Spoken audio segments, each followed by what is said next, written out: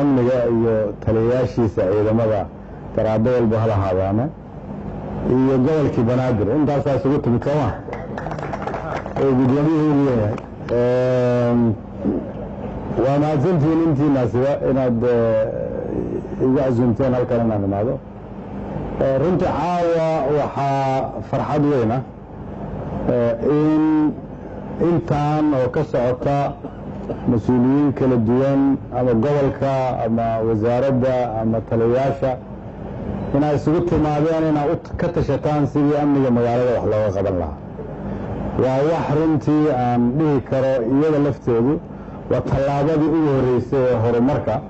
ee wax looga qaban lahaa ee gobolka banaadir amnigiisa waxaa kaloo aan aad yididiilo uga muujinayaa in madaxdii taliyayaasha ciidamada iyo wasiirkii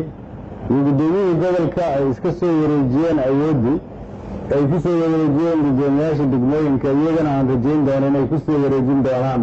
guddoomiye waaxeedka iyo guddoomiye laamaha haddii laa yidhaahdo waxaa muuqato dowladnimo dowladdii ku koobneed xafiiska madaxweynaha ayaa waxaa u muuqata hadda inay shacabka gacanta u soo geli rabto waa wixii aan sanad ka hadlaynay in marka taliyaha booliska intuu soo istaago uu yidhaahdo waxaan rabaa guddoomiyaha laanta ama guddoomiyaha degmada in ciidanku ka amar qaato in halkan laga akhriyo awaamiir in guddoomiyaha degmada lagula xisaabtamayo degmadiisa waxa ka dhaca ciidamada degmadaas joogana isaga ay ka amar qaadanayaan waa wixii aad weydiinayseen sanadihii lasoo dhaafay maantay gacanta idinkugu jirtaa annagana qalinkii aan idinkula xisaabtami lahayna gacmaha noogu jira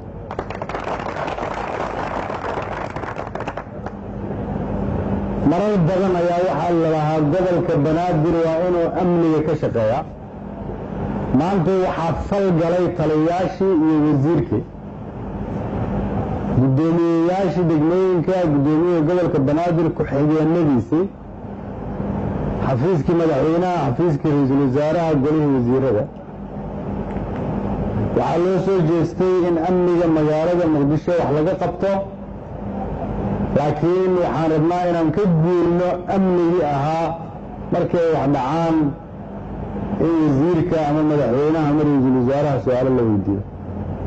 waxaan rabnaa su-aaluhu inay ka soo bilowdaan meesha ugu hooseysa oo ah guddoomiyaha degmada waaxda uu joogo ugu hooseysa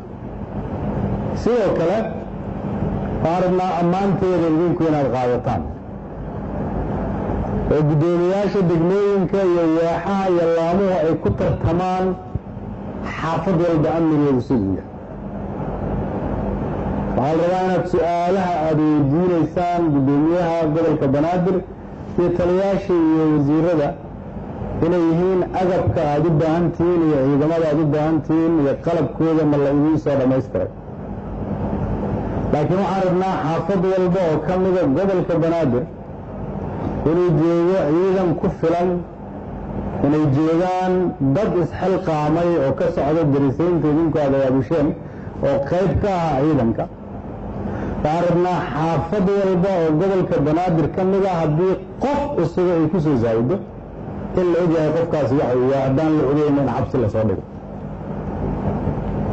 ma rabno waktigay ahaa jirtay in magaaladana cid walba iska joogto qof walba magaaladana way u furan tahay laakiin waa inaan ognahay xaafad walba qofka joogto qofka ay tahay sababtoo ah hooyooyinkeen iyo walaalaheen iyo carruurteenna ma rabno inaan khatar dambe ku fiirsanno kuwii khatarta ka ilaalin lahayna waa idinka arrinka labaad waxay tahay magaalada muqdisho waa astaantii qarannimada soomaaliyeed waa magaalo madaxdii waddanka soomaaliyeed ku dhowaad 30 sano oo dalka dhibaata ay ka jirtay waad ogtihiin carruurta dalka dibaddiisa ku dhalata marka ay rabaan inay wax ka bartaan dalkooda waxa ugu horreeya bartaan waxaa ugu horreeya magaalo madaxdii sidaas aheedoo idinku aad degantihiin oo carruurtiina ay degan tahay waalidkiina ay degan yihiin inaan aqbalno inaan ku fiirsanno sanad walba in dad lagu laayo annaga ayay damiirkeenna wax ka sheegaysaa haddii marka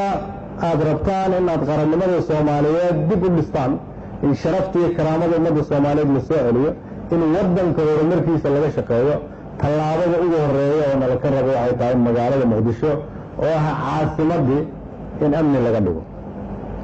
maanta waxaa laydin siiyey marka fursad gobolka banaadir gudoomiyaha gobolka iyo dhammaan inta ka hoos shaqaysa waxaa la idin siiyey fursad ah in taliyayaasha ay hortiina ka hadleen ay yidhaahdeen idinkaan awoodda idinku soo biirinaynaa idinkaa indhihii ah idinkaan idinla shaqaynaynaa si amniga loo sugo waxaan rabaa mas-uuliyaddaas inaad u qaadataan si dhab ah amniga lama sugi karo haddii dadka degan degmooyinku aanay u soo istaagin amniga haddii shacabka iyo dowladda aan la isu soo dhoweyn shacabkii cidda dowladda ku soo dhoweyn lahayd idinka waay idinku marka waa inaad marka ugu horraysa aamintaan dowladnimadiinna idinku waa inaad aqbashaan kuwa idinka hooseeya inaad la xisaabtantaan idinkana laydinla xisaabtamo idinkuna aad kuwa idinka sarreeya ka shaqaysaan qaabkii loola xisaabtami lahaa sababtu waxay tahay magaalada amnigeeda marka aad sugtaan ayaa shacabku aqbalayaan shaqada aad u haysaan haddii laakiin sanad walba ay dadkeennu ku baaba'aan oo maalin walba qofna la ka dilo oo guryaheennii iyo ganacsigeennii la qarxiyo oo adduunyadii ay ka baqdo magaalada muqdisho inay timaado oo sawirka dalkeenna laga bixinaayo uu yahay sawir xabad iyo qarax carruurteenna waxaan uga tagna ma hayno sanaday nagu qaadatay inaan isku soo dhoweyno oan keenno meesha maanta ay joogto waxaan aaminsanahay oan kulligiin idinkaga mahad celinayaa in maanta aad taagantihiin meeshii ugu wanaagsanayd laakiin dowladnimadu waxay tahay guddoomiye waaxeed ama laameed oo qaatay mas-uuliyad ka dheer kuwa kale waa xaafadaas abaabushay oo tiri mar dambe ma aqbalayno in dalkeenna la dumiyo waa hooyooyin isu yimid oo yidhi ma aqbalayno shabaab carruurteenna leynayo waa guddoomiye yidhi ma aqbalaayo musuq maasuq ma ka yeelaayo kuwa iga hoos shaqeeyo mana ka yeelaayo guddoomiyaha gobolka banaadir mana ka yeelaayo ra-iisul wasaaraha iyo madaxweynaha ha ka sugina dowladnimada cid kale dowladnimada idinka waaye 90 maalmood oo aan u qabannay wasiirka iyo inta ka hoos shaqaynaysa iyo guddoomiyaha gobolka banaadir waa 90 maalmood aan ugu talagalnay inaan kula xisaabtanno shirkan maalintii ugu horreysay aan qabanayna waxaan ku yidhi waxaan u baahanahay in la ii keeno xamar oo amni ah ama in la ii keeno ciddii mas-uulka ka ah in magaaladii amni noqon weysa annagu waxaan ballan qaadaynaa wax walbo agab ah ood u baahan tihiin inaan idinkala shaqayno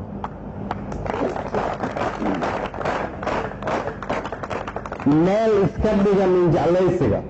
meel iska dhiga degmada meel iska dhiga qabyaaladda meel iska dhiga shakiga iyo kala qoqobnaanta u midooba inaad badbaadisaan dhiigga walaalihiin hooyooyinkiina iyo aabbihiin u midooba inaad soo celisaan sharafta iyo karaamada magaalo madaxda aad mas-uuliyiin u tihiin u midooba dunida iyo dadka soomaaliyeedba inaad tustaan soomaaliya way soo noqotay iftiinkii iyo sharaftii magaalada muqdishona way soo noqotay amniga magaaladana ilaahay ka sokoy idinkaa ka shaqeeya idinkaa ka mas-uula waa mahadsantihiin wasalaamu calaykum